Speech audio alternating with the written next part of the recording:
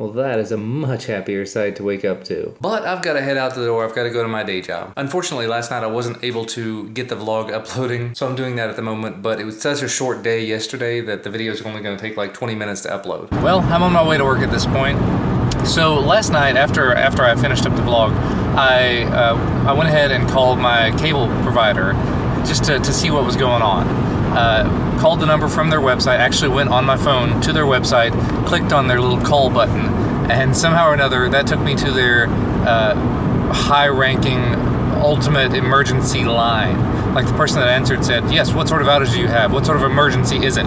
It's like, it's not exactly an emergency. I just wanted to report that my internet service was down. Oh. And they seemed like disappointed about it. So I started telling them about the problem. You know, we had this big storm earlier and suddenly I can't get to anything. And the lady's like, yeah, you definitely called the wrong number. You need to call this other number instead. So I got, not transferred, I got basically hung up on. You know, she was very nice about it, but right after that, it's like, well, I went to your website and I just hit the call us button. Call us if you have any problems kind of button. Anyway, got in touch with the actual company. They said, oh, well, we haven't had anything reported. Let me look at your modem. Oh yeah, it says there was a problem starting at 10 o'clock or something. And this was 11 or 11:30 when I got in touch with this guy. It's like, well, it's been going on a lot longer than that. The service itself has been down probably since 6 o'clock. I'm guessing I should have called earlier. So their answer was basically, yeah, we're aware there's a problem. There's somebody that's taking a look at it. I'm guessing that my entire area was not offline, just a select handful of people in my area. So I ended up spending the grand majority of the evening on my phone, watching YouTube videos, and went to bed relatively disappointed. However, woke up first thing this morning, and actually, my internet service was off. When I woke up this morning and got my phone up, I couldn't get to my home server, which tells me that my internet connection was still down. I tried again a half an hour later, though, and it was up and functional and good. So, a little confused as to how that works. Like I said, it was down and then it was up. One way or another, it was up.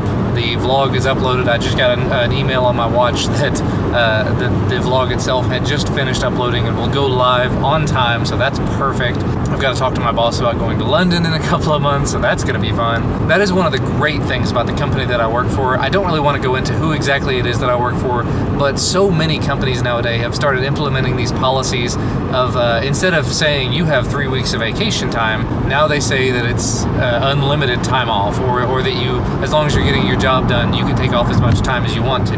I absolutely love those kind of policies. The company I used to work for, I'm not sure if I've mentioned it on here or not, but I used to work for a company called Lexmark, or Perceptive Software, their software side, and the company itself was not a bad company to work for, very large company, and Perceptive was actually part of the company that brought in that unlimited time off policy, and it was amazing. So when I started looking for other places to go, or actually when the company that I ended up going to approached me, because I wasn't actually looking to begin with, I started looking through all of their policies and everything, and I saw that, oh wait, as long as you're getting your job done, as long as you're getting the work done you're supposed to be getting done, you can take off as much time as you want.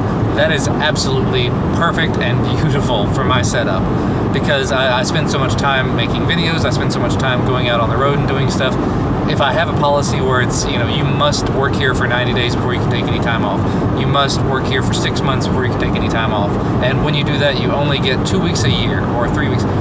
Back a couple of years ago, I actually had an interview with Google, and at the time, I don't know if it's changed since then, but at the time, they told me their policy was either 2 or 3 weeks off per year, which realistically, I don't even know how much time or how little time I take off, because I don't pay any attention to it anymore. I've not paid attention to time off in probably 3 or 4 years now, and it has been wonderful. I mean, I know I take at least 1 week a year for vacation with my family. I take off probably 3 or 4 sick days. I take off time whenever my son is sick or when he's off school or something and I need time off. And I take time off to go to events like CES, to go to events like the ZUK event in China, like DroidCon is coming up, occasionally the big Android barbecue. And it's not like I'm taking off 6 months out of the year. I'm taking off probably 3 weeks, maybe 4 weeks, probably less than that though. Now the big downside to a company like that, the big downside to a policy like that, is that when you leave the company, you don't have any accrued time, which means that you don't have any sort of a payout. I used to work for the state of Kentucky, and they watch time super, super closely.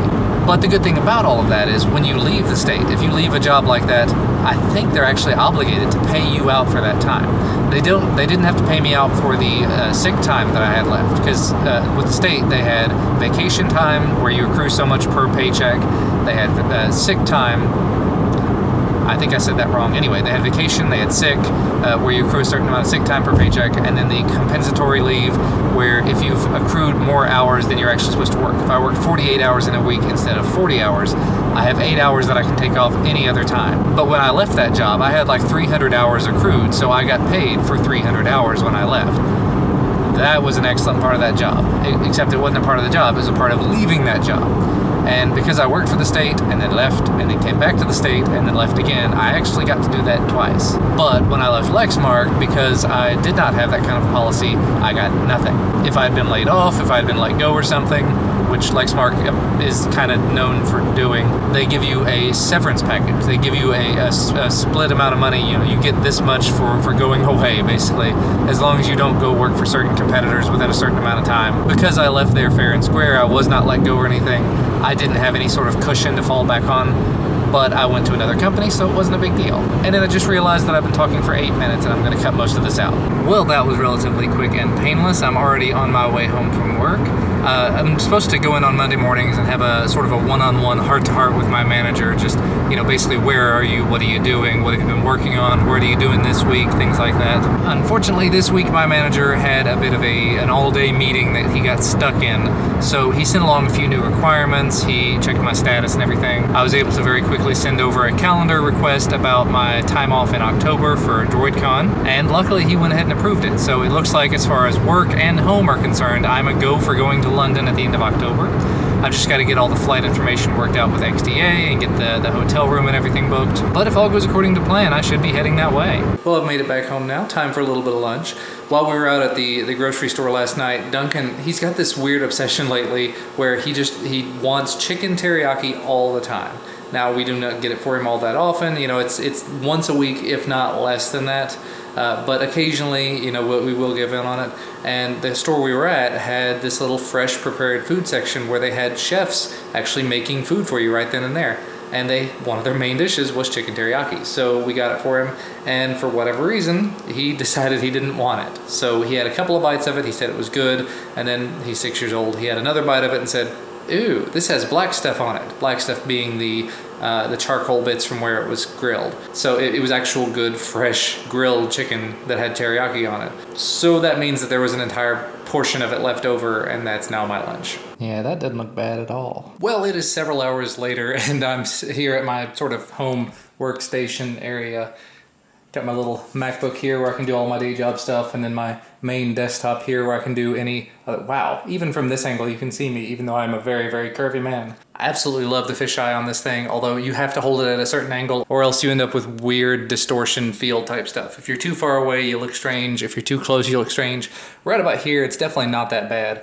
And the funny thing is, at the right angles, you can actually see like the entirety of the room. If I put it high enough up and over there, you can see everything that's going on in this room. But anyway, I finished up lunch. I've been doing some day job stuff. I've been answering some comments, enjoying a little bit of this Crank and Boom ice cream. This is something they had at that store that we went to last night. Crank and Boom's a place in Lexington, little ice cream shop, and it's actually started showing up in grocery stores. So I'm a big fan of that. And I'm very, very happy that it's in such a small amount because I'm able to have a couple of spoonfuls out of it and then put it back in the freezer and forget about it until later. Now, one of the comments that I got about this Canon Vixia Mini X camera that I'm using is that it looked really unwieldy. It looked like it would be awkward to hold. And because it is relatively flat and relatively thin, it is a little bit awkward. I mean, you would kind of expect to be able to hold it like, a grip of some kind. But if you think about it, the grand majority of cameras and phones that you hold out in front of you like this, you're holding kind of like this anyway, so it's not like it's that big of a difference. However, this does have a tripod mount on it, so I can take, they make a bunch of little GoPro type tripod mount grips Or, and in this case probably a little bit better here, I've got a little aluminum tripod. Aluminum, magnesium, alloy, something. I don't know. I found it on Dave Dugdale's videos, and it's 6 or 7 inches long, and it's got a tripod mount at the top of it, so I can just screw it into the base of it. And then whenever I'm done filming whatever I want to film, if I want to set it down, I just plunk it down. Because it is a tripod base, it does have that ability to spread out at the bottom, and it's got a little ball head on it, so I can just move it around like that, and I'm good. Not that I really want to be at this angle, because this is weird. Now watch me do it. Watch me do it. Well, Duncan's been home for about a half an hour now, and in that time, he's asked about Rocket League about a dozen times, so I've come up with an idea. I'm installing it on the laptop. Yes, I realize it's not the best idea, obviously. It's the laptop that I use normally for all of my 3D printing related stuff, but I figure in the worst case scenario, I can actually move the 3D printer over to hook up to my main desktop here, or just not 3D print things while he wants to play Rocket League. He does go to bed at some point. But I have come to realize that, again, I've created a monster. He just wants to play Rocket League all the time now. So while we do still limit his game time, I do need to make sure that I am able to at least get some work done while he's playing. Well, I got Rocket League set up on this machine, but unfortunately, you can see it plays just fine, but maybe you can see it looks kind of rough. That's a bit of an older laptop. It's got an Intel i5, I think it's a Sandy Bridge, it's like a 2000 series, so it has no dedicated graphics, it has the Intel graphics, it's got 4 gigs of RAM, it's probably 3 or 4 years old at this point, but it is playing the game at the very least, so he's able to sit there and play it and not take my desktop away from me, so woo!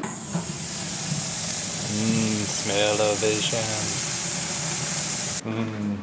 Finished product. Some corn, some mommy. I decided to do a bit of a quick test here. I'm curious if this clip is going to turn out right or not.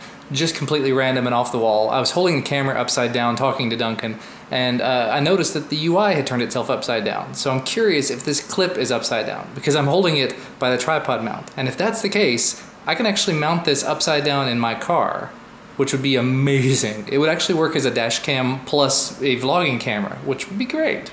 Just a test. Anyway, moving on. I have been watching a ton of videos over the last couple of days. I say a ton. I've been watching quite a few videos over the last couple of days from Casey Neistat. I'd seen his stuff before here and there, but I never actually paid much attention to it. I'll be really honest here. The first time I ever saw any of his videos, my initial reaction was, I don't really like the guy. Excuse me, I didn't like the guy. After I saw him pop up on Roman Atwood's vlogs a couple of days ago, I went back and I started looking at a couple of his videos. I started looking at it sort of from the position that Roman put it at, which was how much time and effort go into the vlogs that he makes. If you're not familiar with Casey Neistat, he's a guy that makes videos on YouTube right now, but he's made a bunch of movies, TV shows over the last 15 years. Just some amazing work. And the stuff he does on his YouTube channel, he's got over 1 million subscribers now, and he's been doing daily vlogs for the last several months. The kind of stuff he does is stuff that I would dream about doing, but I just can't. Because I do have a full-time day job and a family and everything.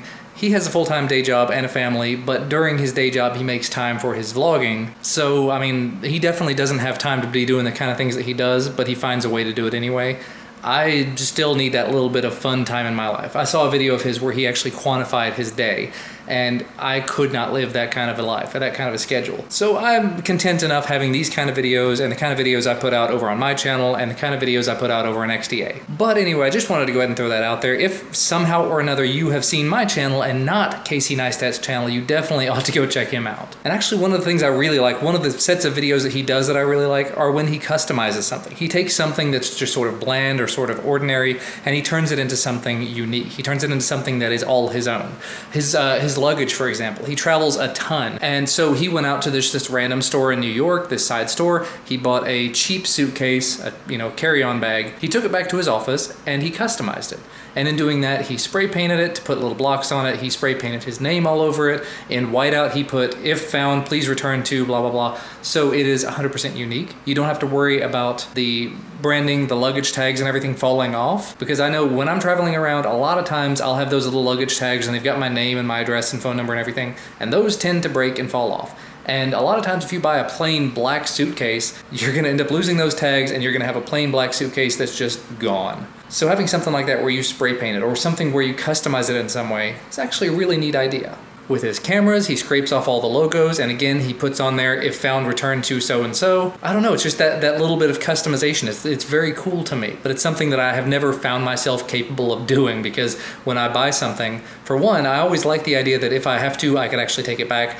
He's not obviously going to be doing that, or I also like the idea that if I ever had to sell it off, I could. But again, he's in a position, especially financially, a position where he doesn't have to worry about that. You know, he smashed his MacBook Pro one day by accident, and he went out the next day and bought a brand new MacBook Pro, so he would have a spare. Not saying that's the right thing to do, but he was able to do that, and that's great for him. But that sort of customizability is something that I think would be kind of cool to be able to do, maybe on lower priced items.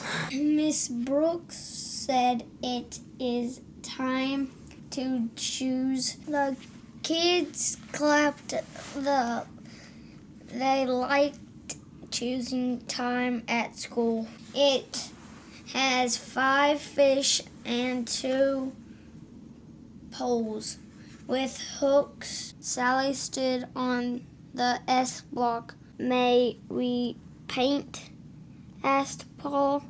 And Janet started to paint. What do you think of that story? Okay. You want to say good night? Good night.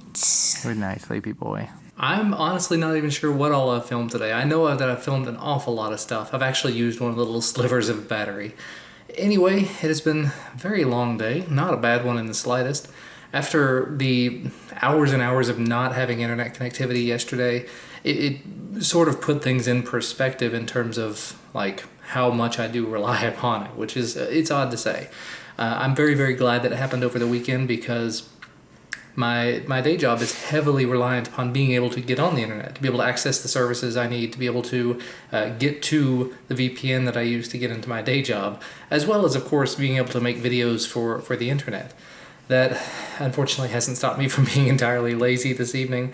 I've got a bunch of videos I need to be working on, a bunch of things I need to be doing, and you know, I spent a bunch of time with the family. You know, you saw some of the time I spent with Duncan. Spent entirely too much time catching up on videos. As I said earlier, spent entirely too much time today watching Casey Neistat videos. The first experience I had with some of his videos, I didn't care for him. And whatever it was, I don't know what it was, made it click for me.